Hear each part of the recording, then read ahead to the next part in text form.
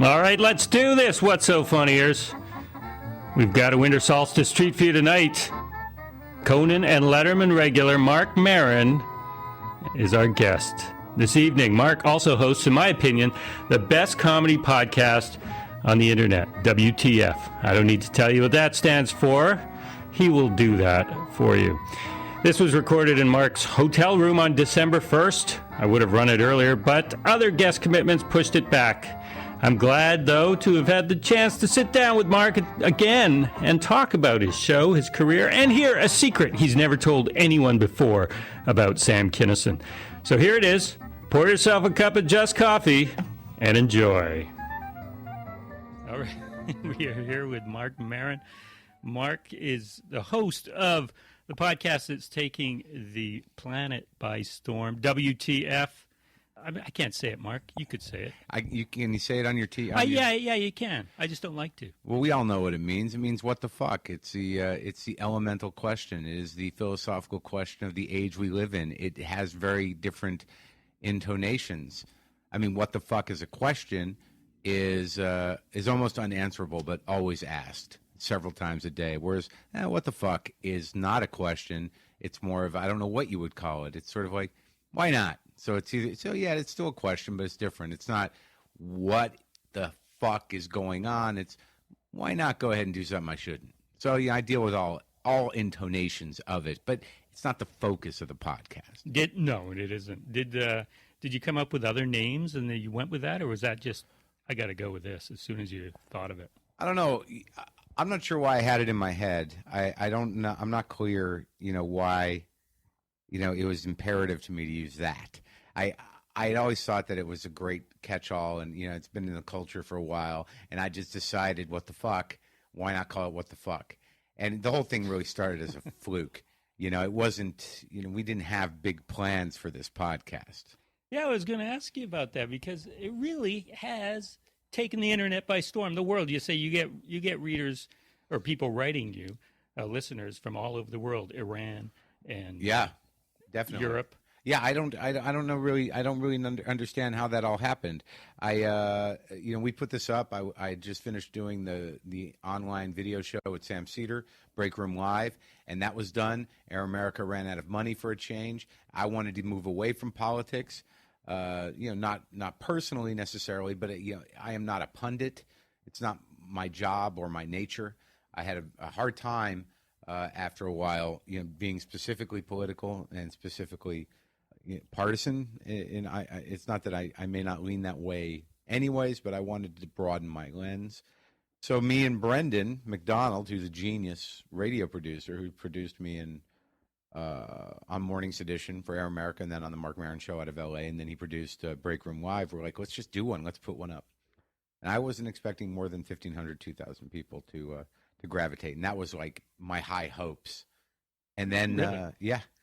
And then iTunes became very supportive of it, and I really have to thank my the designer, my artist, the guy who designed the logo. You think that's important? Well, it was, if you look at iTunes and you look at when they were posting it up to begin with, when they had the art up there, it just pops everywhere. That color of turquoise or whatever the hell it is, I don't know what it is, what the fuck that color is, but it stands out everywhere. I had stickers made, and you stick them anywhere. You can see them from 50 yards away. You're like, that's the key, kids. What the fuck is that? And then you walk up, and it's like, oh, it's what the fuck. I'll give you some stickers, guy. You can have some stickers to stick at your radio station. I love it. I had my WTF moment. I told you about this, right? Yeah, I think so. I said I wasn't sure that I liked the name. You come on, and especially in the first couple episodes, you were saying it a lot off the top, telling everyone what it meant. Yeah. And it's just like, it's kind of aggressive. And I was listening to a show of yours on my iPod. I was halfway through Stanhope episode. I was driving a friend home. He got out of the car. I paused it. I take off and I hit play again, and it started at the beginning. And I picked up my iPod and I go, "What the fuck?" I go, isn't that? And then you understood. Poetic. Yeah. See, it just blew past all your filters. It came out of a guttural place. I didn't even think of it. It is a guttural expression. Not guttural. It's deep. It runs deep, and it comes out in moments of clarity and anger. I think I think it's one of the reasons why people have gravitated towards it. And I don't really do set up punch around what the fuck ideas, but it's more of a state of mind. Mm-hmm. And I don't want to make it sound like, for people who have not heard the podcast, I mean, obviously we do guests, and I talk about a lot of things, but that's at the heart of it. Well, it is unlike the other. I mean, there's a glut of comedy podcasts out there, aren't there? I don't know. I don't listen to any podcasts. You don't listen to any? No. Really? No. See, in the past year, I've listened to a whole bunch, and yours is the only one that I keep coming back to. Uh-huh. And I've listened to them in order. I'm not quite caught up. I think I have one more, the one that you posted recently. But I keep coming back to it. And it's a little different than the others who, I mean, you have that conversational ability. It's generally one-on-one unless you're doing a live show. The others that I've heard is basically comics sitting around trying to outdo each other, one-up each other, a lot of talking over, a lot of tangents. You come out, you have a point of view off the top, you go to an interview, you have a little conversation at the end or a comedy bit. Right? As you say, it's kind of like a radio show in that way. Well, for all the filthy swearing. Yeah, I mean, we don't have to swear necessarily. It was as the thing evolved, and as I've gotten older, and I've been in this business as long as I have, that I've had to deal with a lot of things, creatively and professionally. I've had to deal with disappointment. I've had to deal with a sort of marginalized and specific following. There are people that love me, and there are people that don't know me, despite the fact I've been around a long time. And this all sort of informs my conversation. And when I brought comics into this, most of them are people I've known for years. They're people that I find entertaining, and it was my belief that if I interviewed them as if I would talk to them, and I swear to God, the podcast is the longest I've ever talked to almost any of them, other than Dave Cross, who I lived with, and other than Patton. That sound shows up a lot in my podcast. I don't know if you noticed that. That's my phone. It makes frequent appearances in my podcast. Doing a guest spot on my podcast. There you go. And the thing is that when I bring someone in, I usually want to enjoy the conversation. I want to laugh and also learn more about these comics that I've known for a long time. I don't necessarily want to talk about comedy. It's not important to me that they do their jokes. None of them really have. It's my belief that if somebody's got chops and they've been doing it a long time, they've been paid to talk and paid to make people laugh a long time, they're generally interesting people. Their lives are generally interesting, and they will be innately engaging and funny if the situation calls for it. So I don't really go into any interview with any agenda, with any specific questions, unless I don't know things about the people, and that hasn't happened with comedians. I had to do a little research when I had a music guest, and my two writer guests, Jerry Stahl, I know well, and Sam Lipside, I know well, but both of them are funny people. But there's no sort of like talking shop in a planned way. No, not at all. I don't want them to know where it's going to go, because I don't really know where it's going to go. And usually what I end up doing is talking about myself. That's what I was going to say. I love the way you approach it is very self-centered. That's what we love about Marc Maron, isn't it? But and it also brings out conversation, because people love to. I mean, well, that's it. That's what I've learned. And that was never my intention. Because when I did. I'm trying to turn the sound down on my phone, but it seems to have moved all the icons around.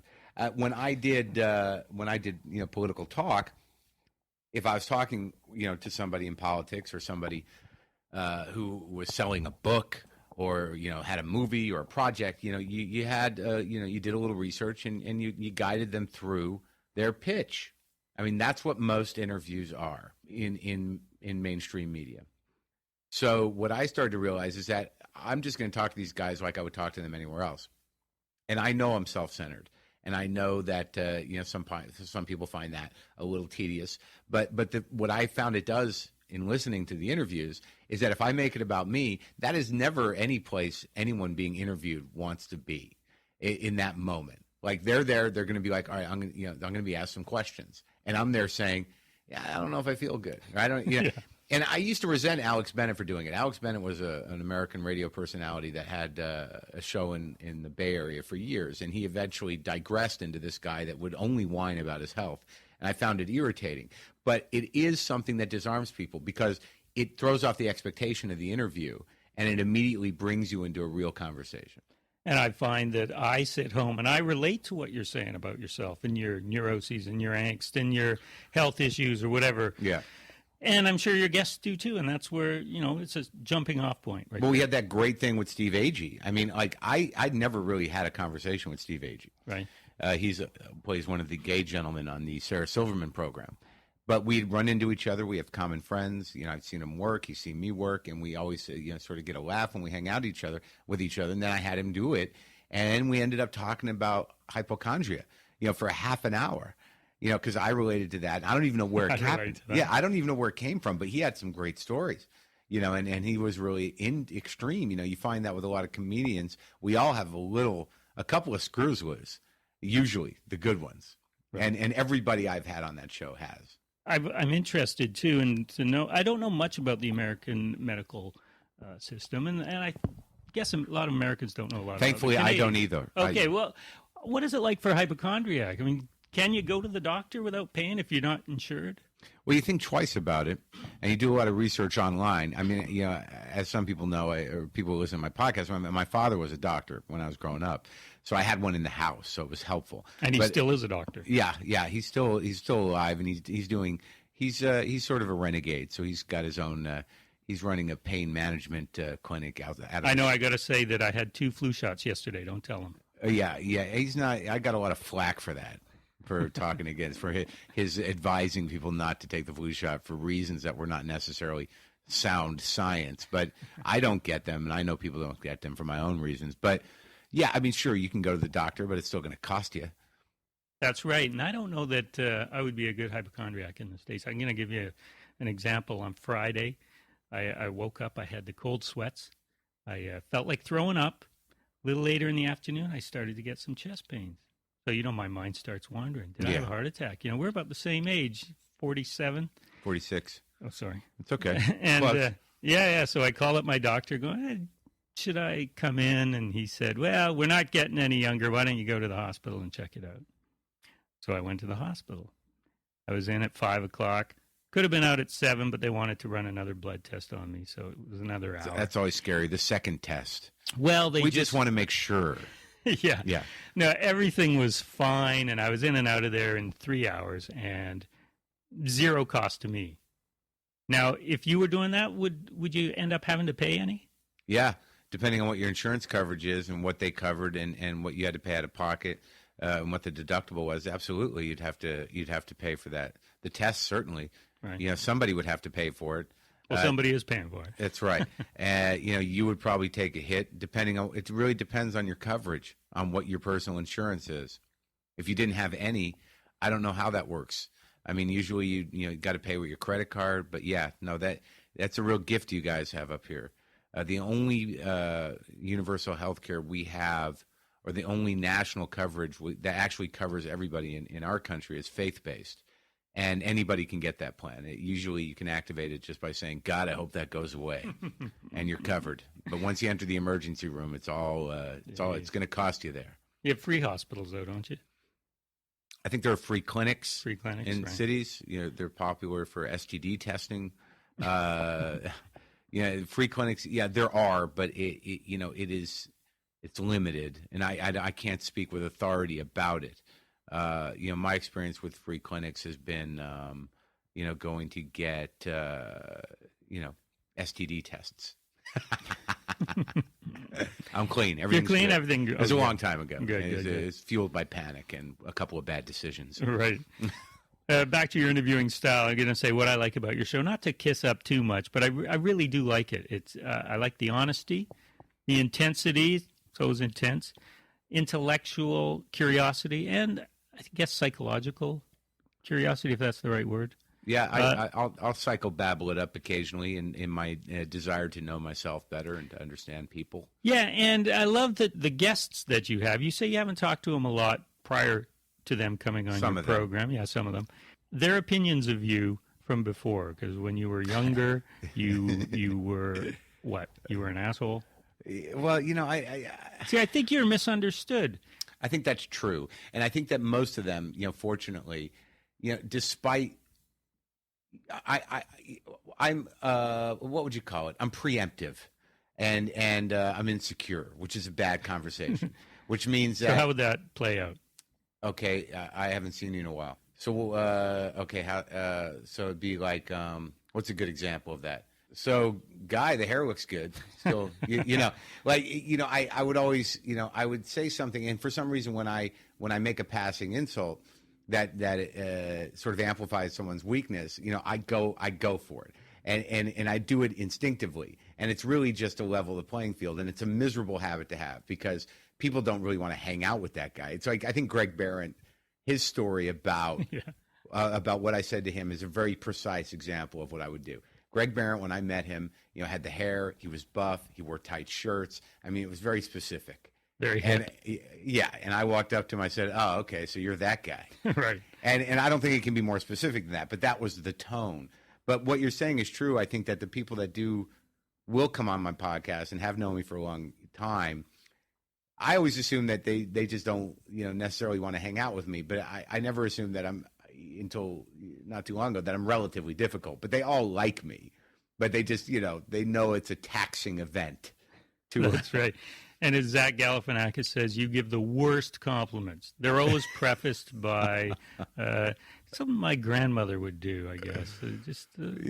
He's a nice little man. Yeah, that's right. That's right. That was interesting with Zach, because really, I mean, when you're a comic and, you've been doing it as long as I have, it's almost like you're coworkers to a degree, but there's a secret understanding. There's an understanding we have for each other. I mean, our lives we know what we've risked, we know what we've gambled, we know to some degree what level we're all operating at, and a lot of that stuff will fuck with your head in a lot of different ways. But what's become great in my life is that I've mellowed.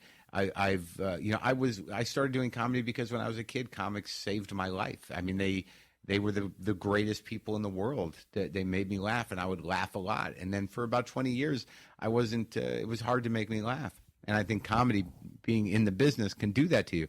And now I'm much more able to, and I really want to. So I'm very excited when I have guests that can make me laugh. And that thing with Zach, that whole conversation was very fun. That was a great one. Who were the comics when you were a kid that saved you?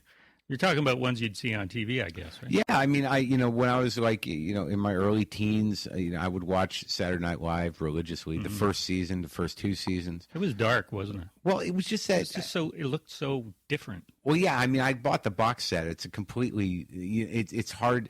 So much of it was hit or miss, which isn't unlike the current version. That's right. The other thing that people do is like, it's never going to be like that first season. I said that to Lorne Michaels once in some sort of audition that I'd had years ago, and I'm not bitter, but he said, well, that was different. He doesn't draw this line like that first season was some mythical time that will never be achieved again. I mean, he's completely confident that every season has different talent, and we achieve the same level, if not better. And you watch the first season now, you're like, oh my God. It was a lot of singers. It was a lot of tape segments. It was more structured around Catch a Rising Star at that time in the 70s, which was not just a comedy club. It was really a variety club. I mean, I was amazed at how much time musical acts got and how little sketch there really was. There was a host that did a lot of time, and then they'd have a couple of those, taped sketches like commercials and stuff. Mm-hmm. And Albert Brooks. Right, in the film segments, and maybe a couple of regular sketches, and then musical acts that, did, sometimes more than two songs. So, but it had a great impact on me when I was a kid because I thought Belushi was so fucking funny. I loved Chevy Chase when I was a kid. But earlier than that, I mean, the stand-ups, I mean, my grandmother and my grandfather were very big fans of comedy, so I liked a lot of the Borscht Belt guys. Yeah, I loved Buddy Hackett. Yeah. I loved Don Rickles. I just loved to laugh. And then when me and my brother, when we were kids, I had all these records. I had George Carlin's Class Clown, and a couple other Carlin albums. I remember the first Steve Martin album. We had Cheech and Chong. We had Richard Pryor. And I had Woody Allen's stand-up record. I loved Woody Allen movies when I was younger. But it was just such a relief. And I just thought it was such a noble thing to do. My parents took me to see Jackie Vernon when I was very young. In Vegas? In Albuquerque. When I was 11 years old, there was a cabaret at the Hilton in Albuquerque. And you have strong memories from that? Well, I have memories of really liking Jackie Vernon's slideshow bit, which was about the only bit he was known for. And it's really hard to find. And he was really a B, he was a second string act. He's hard to find tape on. But he was very deadpan and very dry. And he used to do this bit where it was a fake slideshow, and the jokes revolved around these slides that he'd have a clicker. And he'd be like, well, this is my wife when we, so they were these fictional slides, and he would describe them to you. And the whole momentum of the bit was a slideshow. I remember finding him hilarious. And Don Rickles, I thought was hilarious. But Buddy Hackett, I truly adored. Is Jackie Vernon still around? No. I don't think any of them are around. Well, you anymore. get Rickles on your is show. Alive. Yeah, I have not interviewed that generation or the generation directly after that. I've not dealt with the Seinfeld generation, and I've not dealt with what's left of the older guys. I don't know why. I don't know, what my access to them is, and I don't know, and I have not tried to reach out to them. I had thought about trying to get hold of Larry David because him and we had a very interesting conversation waiting for an airplane. Larry David and I don't know if I talked about that in the podcast. You did, but go ahead, tell our listeners. Well, I don't know him, but I was a plane was running late in New York, and he was there, and he looks exactly like he does on TV. And I've been in this business long enough to always wait to see if somebody who is much more famous than me recognizes me. I mean, they know I'm going to recognize them. But you also have so many different looks, though. It's hard. And I think that was my main problem. If I'd been like Jon Stewart and just committed to a haircut and a couple of faces, I would have been good. But that was a little bitter. But so I see Larry, and he doesn't say anything, and I'm just wandering around, and I'm like, I gotta say something. And I introduce myself. I say, Larry David, I'm Marc Maron. I'm a comedian. He goes, yeah, so he recognized the name? No, he goes, Marc Maron, yes. You used to host a radio show in Air America. I listened to you. You and the other fellow. Oh, sure, yes, I listened to you. So now I know Larry David knows me fairly well. I've interviewed his wife, his ex-wife. So we started talking, and we ended up talking like 20 minutes, about divorce, about stand-up, about this and that. He's very nice. He's very different than the character he is. His personality's the same, but he's very accessible. He's more accessible than I thought he would be, and very pleasant. And I'd never met him before. And I remember seeing him when I was younger at Catch a Rising Star. And then I did this weird thing where, he was getting on the plane. And, he's going to first class, of course. So I said, okay, it's great talking to you. Have a good flight, my friend. And I never say my friend, and I don't even know where it came from. And then I'm thinking, because I'd had this experience about midway through the conversation that, I couldn't differentiate because Curb Your Enthusiasm is such an improvisational show. I felt like I was on the show. And then I said this my friend thing, and I'm like, well, I never say that. Where'd that come from? And I'm like, was that an episode?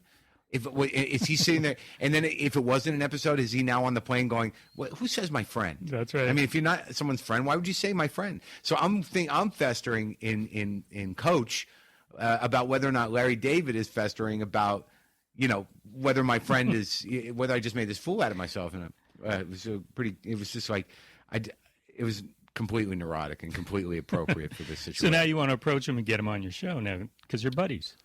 No, I just think that if he was willing, it would be a decent conversation. Right, and I think it would be. And I've only seen him interviewed by other comics. He did one with Ricky Gervais. He doesn't like to do a lot of interviews. Yes. So I think that it would be gold. He would do your show. I'm not sure how to reach out to him. I know Jeff Garland, and I really maintain boundaries. I don't want to assume familiarity. Hey Jeff, I don't could you have. get Larry? Well, it becomes difficult, but I do a little of that. I do more of that than I would like, only in the sense that on some level I'm not anybody. I'm not. It's not like I know this kid. I mean, it's not that I'm somebody, but I mean they're not walking into a situation that's ridiculous. Yeah. So, I approach it in a professional way, though I don't like asking for help or asking for favors of any kind, which is why I'm in a hotel room with you. What does that mean? It means that, in the sense that because of my inability to be political or socialized properly, I believe that my career has been stifled. I'm not saying this isn't big time. It was a mildly condescending guy, is what that was. I'd expect nothing less from you. No, I'm not condescending. Stop it. It only lasts for a second. Just wait it out. I'll apologize. No, you're going to take my show to the top. I'm just riding your coattails. We are talking with Marc Maron, host of WTF podcast. My show is What's So Funny? I'm Guy McPherson, and the radio station CFRO 102.7 FM. CFRO 1027 CFRO FM. We're also available on iTunes, not that anyone cares. Hey, so a lot of your old friends and former guests, you think of David Cross, Zach Galifianakis. Here it comes. Patton. Yes. What? You mean the successful friends? Well, yeah. Are you happy for them, or is there that Schadenfreude? No, that's the wrong. That's the wrong word completely. Anti-Schadenfreude. Yeah, anti-Schadenfreude. Introverted. The inversion of Schadenfreude. I'm growing more able to not see other people's success as some sort of attack on me. Yeah. Well, I mean, competition is competition. It's a good story about Louis C.K. that I don't think I've talked about on my podcast. I am, let's not say necessarily happy, but I believe that when talent is rewarded, it's a good thing. And that, I have to admit that, that these guys they're great. They're funny. They're unique. And they have figured it out. And they've figured it out for themselves, how to be, what they are. And it's all very good. So I'm happy for them in that way. I like when my friends who are truly funny are rewarded. To a degree. Well, no, not to a degree. I think, the real sadness comes there's a joke that Richard Pryor once did, when he said he went back to his old neighborhood. And after he'd become famous, and he goes into the pool hall or the bar or whatever, and the guys who are still there at the pool hall, they're basically like, "You're just doing the same shit you did around here. Give me $1." There's this entitlement to it. Like I ran into Judd Apatow once, and he knows me, and there gets to this point, because it is the business where it's like, hey, you guys know me, so why don't you give me $1? There's this moment where Judd Apatow, he's like, "How you doing, Mark?" And I'm like, "Good, Judd. Congratulations on all your success." And and I hadn't seen him in years, and I don't know him, but at a different time when we were younger men, we ran in the same circle. That's how Hollywood works. It's really circles of people that align themselves with each other through either real friendship or political agenda. And they come up together. These are people that start, agents, performers, writers. There's always a group that rises up through the ranks, and they're all aligned with each other. All the managers, they all come up together. And I was in one of those circles at that time, briefly, and then I used my penis to expel myself from it, which happens a lot. You got to watch where you put that thing. It causes nothing but trouble. And also never have sex with a publicist. That's a lesson I learned there. Okay. Yeah, I had people after I broke up with her. I had people coming up to me, a manager specifically, it was great to see. He says, "I got the press release. Apparently you're an asshole." So, but anyway, so I knew Judd then. I saw him. He was working on Funny People. He was doing stand-up, and he was using the UCB Theater in Los Angeles. And I saw him on the street, and I'm talking to him. And he's like, I said, "Congratulations." I was nice and humble. And he said, "Yeah, great. It's good to see you, man. What are you doing now?" And I'm like, ugh. And I'm doing stand-up and, got this podcast going. I didn't have the podcast going, but I said, yeah. He goes, "Well, great, man. It's really great to see you." And I'm walking away. I'm like, "Just give me $1." The equivalent of that. Yeah, put me in something. Right. There's that feeling, like that. Am I that freaky? You have some credits to your no. name? I can definitely hold a screen. Yeah. And so there's that party of the thing. So come on. And sometimes it works like that. Sometimes it doesn't. And I don't want to. I'm just being honest here about where I'm at. I'm very happy doing this podcast. It's the freest form of expression I've found, and the fact that people like it is exciting to me. Because it's just me and Brendan, and I trust him, what's the word? Implicitly, creatively with what he does. He trusts me implicitly with what I do. We've worked together for years, and no one can tell us what to do, and it's spectacular. But, yeah, I don't know where we started with all this. Well, it was about your friend's success, I guess. I am happy for them. You're happy for them. I don't resent for as long as I used to. I'm not as bitter as I used to be, because you cannot carry that through life. It takes too much energy, and it's damaging. and nobody wants to hang around you. I used to believe that bitterness was some sort of reasonable form of expression, but I believe as I get older that it's just amplified self-pity. So it's not appealing on any level, either as a performer or in personal situations. Yeah, you know your shortcomings. This is what I like. Right? And you work on them. Well, I do what I can. Sometimes the only work you can do is know them. But a lot of people don't. That's right. If you know them enough, maybe a certain percentage of the time you can stop yourself from engaging in them. Like, I was surprised you said, going back to the flu shots, you said somebody was coughing on the subway, and you said it was all I could do not to say, hey, cover your mouth. Yeah. And I thought, well, why wouldn't Marc Maron tell the guy to cover his mouth? It just seems like something you would do, and yet... Well, because that's an interesting question, because it's a dicey situation. I'm concerned for my health on two levels. I'm concerned about the flu, but if I make a stink, I'm also concerned about a fist to my face. Is that it? Well, I don't know. It's a good question. What are the parameters of that? Mm-hmm. Because it is social responsibility. It's beyond etiquette. It's just hygienic behavior. Yeah. And I guess there's part of me that, like, am I going to be that guy? Because you're on stage. It's the subway.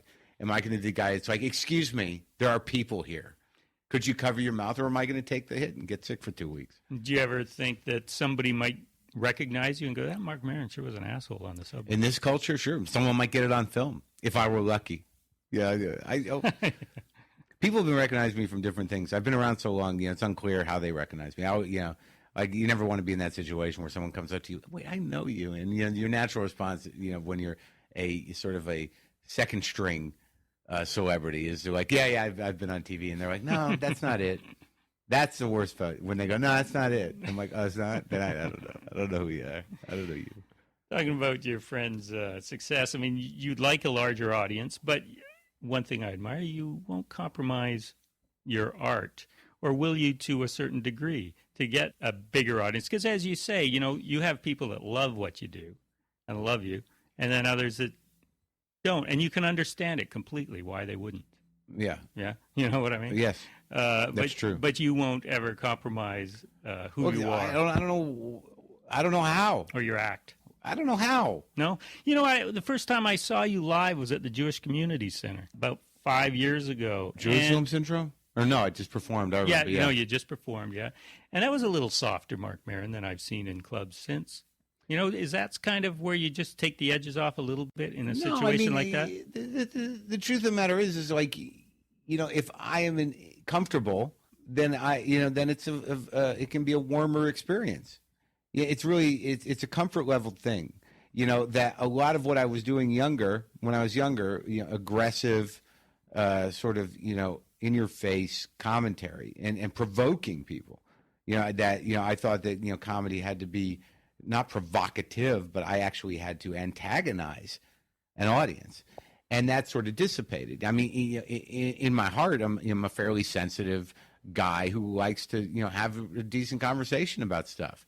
And I just think that it took me years to really understand that being on stage is that conversation. And the response to that conversation is laughter, but it can also be, just people, taking it in. Whereas I think a lot of my provocation, if that's a word, came from, making all kinds of false assumptions about my audience and not seeing it as a conversation. So I think if there's any evolution, it's not to compromise, but it was always to be understood. And the more comfortable I get with myself, and the more I understand about myself, the more I'll talk about myself, but in hopes that it'll be something common. And I also was able at some point to allow people to laugh at me. Like, I, for years, insisted that everybody had an inner Marc Maron, and I just needed to access it. But it turns out, fortunately, that they don't. And that, if they want to laugh at me because I'm, like, fucked up, that's fine. If they're not laughing with me, it can go either way. So I just don't know how to compromise. I just hope that you're okay. That's right. Yeah. There's not much difference. There's not much distance between me on stage and me off stage. And sometimes I regret that, because if anything, I think that the mistake that is made in assessing what I do is that, it's too intense, it's too much, it's too raw, it's too whatever. But I don't have a lot of distance, so there's always it's fairly emotionally risky every time I get on stage. I have an act. I'd rather not do it. I'd rather find somewhere else to go up there. I'd rather open up more than necessary. And that's a lot for people to take. But I'd rather confront people with being real than trying to antagonize them by shitting on their beliefs. When did that happen? I mean, I can't imagine you in your first, say, 3 years of doing stand-up were at this stage. No, What were you doing in the first few years of comedy? I was writing, were you doing jokes? Yeah, but they're always, my jokes are always my jokes. Yeah. I mean, when I look at my stuff, like it took me a long time to be able to watch myself on television. I'd have to wait years sometimes to watch myself on television. I just wouldn't do it. I would tape all these sets and I'd never listen to them. I'd have boxes of cassettes thinking I'd work on my act. But, when I watch stuff, even stuff I did in the 90s or the late 80s, I'm surprised at the consistency of tone and voice. Mm-hmm. They were a little tighter, a little shorter, but my jokes always happened organically. I was never a joke writer. Everything that I've ever said on stage usually developed on stage. I was not a guy that wrote a joke down like da-da-da, da-da-da, da-da-da, da-da. Yeah, I never wrote jokes like that. I do it when I have to do television or if I have an assignment like the debaters. I will write a piece. But most of my stuff is generated on stage, and most of the punchlines occur in natural time on stage. Even then? Yeah, because I would start with this outline. I mean, I'd have a way to go with the jokes, but I never wrote out whole jokes really. Every time I do, it ruins them for me. So who were the antecedents? I don't know. Were the others in the scene that you were starting out in much like this? Well, no. I mean, I don't know how anybody works. They've got to be doing it easier than me. I mean, I write a lot of things down, but very few of them are jokes. They're thoughts I have. They're poetic moments. They're things I'm thinking about. They're analogies. I don't know if I was to get my notebook, right now. Like I wrote something on the plane that was fairly pressing to me. I got very concerned with, on the plane. They served us some food, and then it was just a snack, and there was carrot sticks. I was in first class on Alaska Air because I paid $50 for the upgrade because they flew me up here. So I figured I'd throw the 50 in. So it was a snack. So it was like carrot sticks and celery sticks and some sort of dip. And worth the $50 right there. Yeah, it was worth the $50 just for 3 hours to sit nicely. And I didn't pay for the ticket. Right. But so I ran out of carrot sticks, and I still had this dip left, and I was sort of hungry, and I asked the guy if he had more carrots. He said he didn't have more carrots. Of course, they only have a lot. These are trays that are pre-made. And the guy sitting next to me, who I don't know, says, I'm not going to eat my carrots. And I'm like, I'll eat them. So I took this guy's carrots, and then I started to think, where does all this food go? And I had this thought when I watched the Food Network, when they have these big displays, like for Iron Chef, just mountains of shrimp and fish. I'm like, where the hell's all that going? And I started thinking about supermarkets. What happens to food the day it expires? Where does it go? Is somebody in charge of that? I mean, what the fuck happens to that food? And I started just thinking about the amazing amount of food that is wasted every fucking day. And it was disturbing to me. So I just started coming up with ideas about, not really jokes. I don't know what I'm going to do with them, but I thought that there should be a nice, a fancy restaurant, and they should all be by law required to have a back room restaurant where anything that was left on the plates or anything that they're not going to use, they'd serve, half price, like a day old sort of situation. So it's not really a joke yet, but it's an idea that's going to sit in my brain because I've always been sort of obsessed with it. And you work it out on stage or on your podcast? Yeah, if I figure it out. I don't know that the podcast is a great place to work out jokes. Usually what happens on the podcast is I'll get lost in a conversation. I don't script anything. So I just move through these things, and I don't stop talking. And I'll listen to them, and after a few days, I'm like, there was a moment I could have put, why didn't I say that? Yeah. Even when I prepare for the debaters, this thing takes me a week to bring down to the scale. I like the work of doing that, but I don't work on my act like that. So the podcast doesn't give you any fresh material for your stand-up or ideas? For, yeah, sure it does. It does, yeah. Yeah, definitely. It definitely does. I just, I need, usually the best stuff happens when I'm so sick of the stuff I've been talking about that I'm on stage and something has happened within the last week or so, and I have to get it out. I don't care how it's responded to, but if I hear myself do a joke that I've been doing that I'm sick of, again, I'll shoot myself in the head. I would rather, just tank on stage and just, and it's so alive when you have this new idea because you don't know where it's going to go. I don't know where it's going to go. I don't know if it's going to take form. But usually, innately, as a comic and as a funny person, I'll find a way to get a laugh. Mm-hmm. But sometimes I don't. And if I'm committed to the idea, I'll just keep talking about it until it comes. But most of the best punchlines I have come in those moments where I'm out on the ice. I don't know where it's going. And in that moment where it's like, I'm cornered myself in front of an audience, and either this moment's going to sit there and I'm going to have to say, I'm not done yet, or the thing is going to come. And then sometimes it's delivered, and you're like, thank you, comedy God. And those creative juices are flowing in that moment where if you're just sitting around at home or in a hotel room, you're not putting that pressure. So that's right. That's the best kind of pressure. Like when I did the one-man show, I improvised for hours. And I recorded it all, and then I had it transcribed professionally, and then I whittled it down from there. This is a one-man show that, was an hour and a half, and I would not write it. I would talk it, have it transcribed, and then edit it so it sounds like I talk.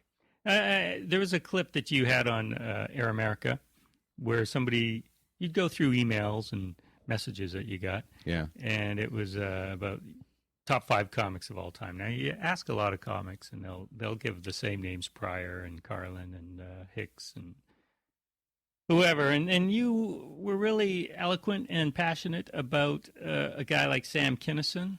And since on your podcast you've been talking about Andrew Dice Clay, somebody who I don't get, but you've seen him recently.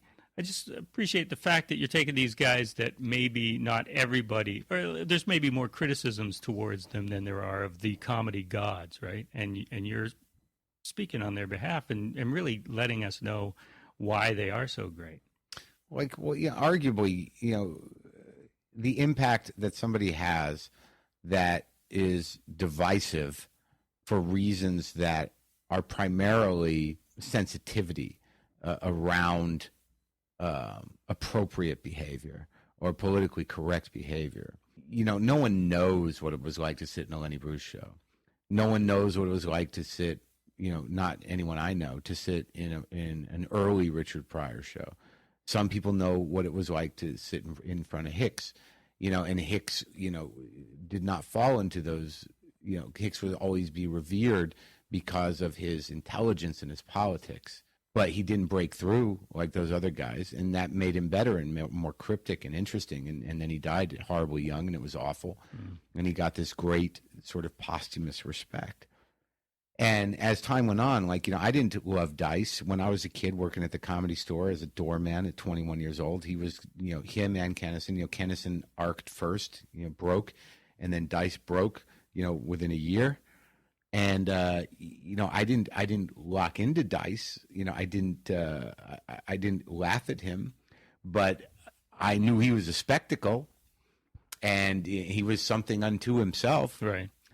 And Kinison, wrong-minded as he was about some things, was a force of nature.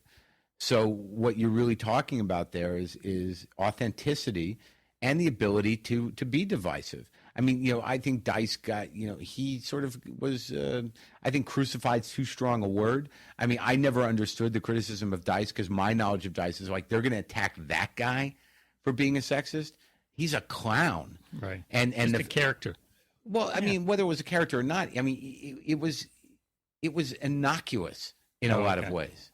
I mean, it was seventh grade level humor. Though he did amass an army of people, which is why it became political, is that he did amass an army of mature men who were sexually stifled and thought like seventh graders, but his audacity to be as sexist as he was in the form that he was threatening to some people, and they thought it was culturally inappropriate. So on some level, who the fuck decides that? So if you're going to be a fan of somebody who is going to blow apart the ideas of what people have decided is culturally appropriate, if you don't like him, so be it. He still did it. Yeah. No, he told me, and I don't know if this is true, maybe that when he started out, he had sort of an underground following, and that hipster kind of respect and that underground papers really built him up and said how great he was. And then, of course, as soon as you get to the top, people like to chop you down. I don't know. I don't know that about him. If he said that, then that is the way it is. He was Andrew Silverstein from wherever the hell he's from, Brooklyn, and my understanding was he was an impressionist, and he still could do impressions. When I was first seeing him, he would do De Niro and Pacino and the standard impressions, and he used to do this thing where he would do this sort of like Italianish character that would evolve into Jerry Lewis. Oh yeah. And yeah, I mean, the Dice character, from my understanding, was basically a setup to his Jerry Lewis impression, and the character had sort of grew a life on its own. Interesting. And the only reason I defend him in that is that, well, Kennison I always defend because I spent a lot of time with that guy, and he could blow through boundaries like nobody's business. And politically, I didn't agree with him. And the stuff he said about women, I do not think that he was trying to provoke men to be violent towards women. I think that Billy Bob Briggs, is that his name? Billy Joe Briggs, I can't remember. He's a writer. He put it best by he said that Sam Kinison is the voice of the heartbroken man. Yeah, exactly. And his construction was flawless. And I know a secret that I can't tell because I was told I would not tell it, but maybe I'll tell you. Yeah, go ahead. Well, no, it's pretty big. Okay. And I was told by someone in show business that that's not something you tell. Really? Yeah. Because I spent time with this guy. I spent a lot of time. Yeah. Intense. Yeah, I did a lot of coke with him when I was a kid, and I was a doorman at the Comedy Store. Yeah, a lot of hours where it was just me and Sam, one on one. Me listening to Sam. Yeah, he took you under his wing. Yeah, and then then he threw me off the fucking plane. But that's whatever. But again, an American original and an authentic voice. That at some point, you've got people that are thinkers and talkers. Then you got people that are able to infuse their feelings into that. You don't see that from Dice. You didn't get a lot of feeling from him early on. It was a shtick. Mm-hmm. But what I was talking about him now is that this is 15 years after the fact. He's heavier. He's older. He's lived a life, and now he doesn't feel the pressure or the expectation to put on the shtick. So what I found when I saw him after watching the parade of comics that were interchangeable was that here was a guy that had a thing that is his own, just talking about his life. And, he did it for 40 minutes, and there was a gravitas to it, and there was, he earned it. And and he absolutely has a very specific and poetic way of seeing the world. It's peculiar, it's self-centered, it's a bit wrong-minded, but it's his, and it's fucking funny. That's it. It was really just a matter of you forget about these guys who were huge and then disappeared, or they didn't last, but they're still there, and they're still growing older, and they're still in their craft. So you have to reckon with that. The Secret? Kennison, yeah. So, his style was his style. His style. Mm-hmm. Where do you think that came from? From being a preacher? Right. But I mean, you could never guess in a million years if you think about his timing, not about his delivery. I mean, he could do the preacher's like, huh, huh, huh. But I mean, he could bellow. He knew a preacher's cadence. Yeah. But he didn't really use the preacher's cadence. So you're talking about the scream, the primal scream? Think about the build. I mean, what he did, yes, that was what he would build to, but he had a momentum. And that part of it was preaching. But, it was like a build.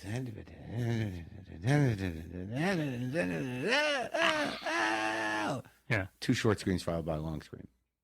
So I'm like, so what was it? What was it, Sam? I mean, where'd you get it? I mean, where did it come from?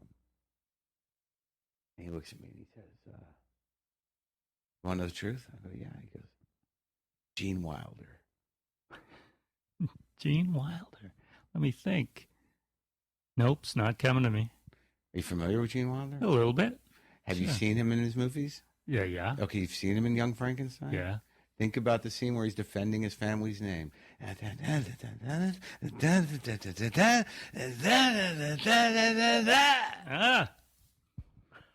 So was it that deliberate on Kinnison's part, do you think, where he saw that and go, that's it, that's what I'm going to do? Or everyone's influenced. But Yeah, I just saw that, I'm not saying he took anything or did anything, but it resonated with him that this was an effective comedic device.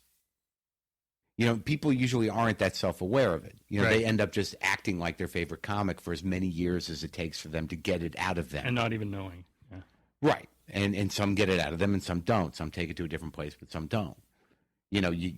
I've seen guys steal entire drive systems, entire drive shafts from comics and just appropriate them. And it's a delivery system. And either they'll shake it or they won't. Many guys I've known, they go through periods where they're doing that guy. I mean, there's a lot of Todd Berry's around. There's a lot of Mitch Hedberg's around. There was a lot of Attell's around, from my generation. Because they have very catchy delivery systems. Hicks was one. I couldn't watch Hicks a lot because he had to sleep tight. I mean, you just have to. It's like if you're a writer and you read Vonnegut, you're going to write like him until you get it out of you. But I just thought it was always interesting that he was that someone so intense and so furious and so confronting and angry and provocative, really drew an influence from one of the great comedic actor clowns. Yeah, and one of the sweetest. Yeah. That is very interesting. I've never said that in public before. Hey, and don't worry, only 6 people will hear of it. All right. So that's why I made the choice. You're here for the debaters. Yeah. Flew up to Vancouver just for this. You've Yeah. done it a couple times before, right? Yeah, I think it's my third time. What's your record? I've won all the time. Oh, yeah? Oh, no, I lost to Daryl Lennox, but it was tight. Daryl's good. I think there was a little white guilt involved in the in Was there? Daryl winning. Me and Daryl were friends, but I think that I had him, but the Canadians didn't want to let a black man lose in their country. What was that discussion? What was that debate?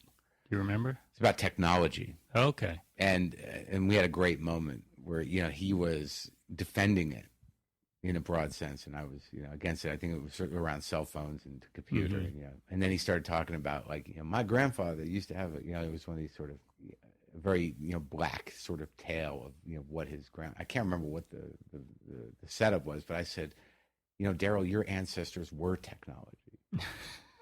Yeah. Beautiful. And that's what lost it for you right there. Probably. Yeah. And tomorrow, do you know who you're up against? I'm up against some 2 guys that do some sort of positive thinky kind Oh, of. they're my guests next week on the show. Who is it? Chris West and Bev Pocock. What is their shtick? They're very positive. It's just sort of earnest and unironic. They claim, but really it's all irony. Right. Well, I'm So what- arguing against positive thinking As as being an effective thing. right up your alley. And you can't really argue against technology. You're sitting here. I'm using your equipment. This is beautiful. You've got your laptop open, your cell phone ringing during the show. Yeah. I want to thank you for this, and thank you for being on the other microphone on your own equipment. I just wanted you to have a nice recording and inspire you to go out and spend $500 to make it sound beautiful. I might just do that. Thanks for having me, Guy. Thanks, Mark. Marc Maron from December 1st, a few weeks ago. What are we now, the 20th? That was good, wasn't it? Did you like that? I hope so. He was talking about his old friend, Sam Kinison, and saying that he got his delivery system from Gene Wilder in Young Frankenstein. Hard to believe. We'll listen to some Sam Kinison now to close out the show. This was from, I don't know what year it was, but it's on the Yuck Yucks album that was released in the early 80s, so he recorded it. It was recorded, I guess, in one of the Toronto Yuck Yucks. Here's Sam Kinison. Yeah, I'm just trying to give something back, to my fucking existence here on the earth. Ronald Reagan. Yeah, that got a big fucking laugh. Thanks. Yeah, there's a fucking avenue of comedy, huh? Ronald Reagan. Well, again, like Jesus is a good example. We shoot everybody that tries to help. We kill them. If they're a good person in the world, they're a dead man. Their name's Target. Seriously, look at history. Jesus, Abraham Lincoln. You're free who? Anybody tries to help make the world a better place. Gandhi, right? Sadat, remember Sadat was going to bring peace to the Middle East? He's like, yeah, good luck, pal. Have a good fucking breakfast before you start, all right? Jesus. Said, Sadat, you're doing such a good job, we decided to have a parade for you, okay? Why don't you wear something bright and sit right down front, all right? This is for you. Got a couple floats there that might get your attention, and everybody tries to help. Martin Luther King, I have a dream. Oh, God! And a fucking head wound. Thanks a lot. That's the way they are down south. It's like, well, he's got a dream. We better nip it in the bud before it's a concept. We shoot everybody that tries to help. That's why Reagan was only wounded.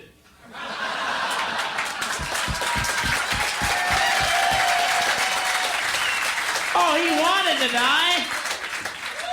Sure, he fucking wanted to die. Fuck, that would have made him look good. But the good die young. This guy's fucking 80, all right? Let's play detective.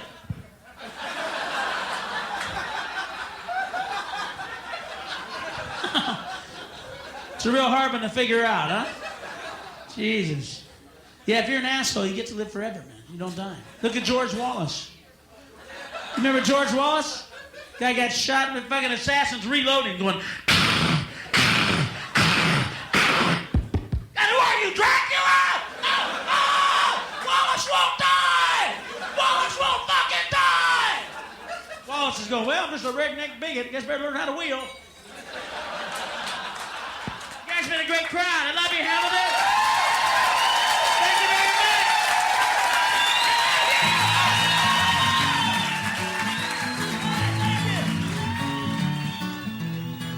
much. So is Hamilton. Close enough.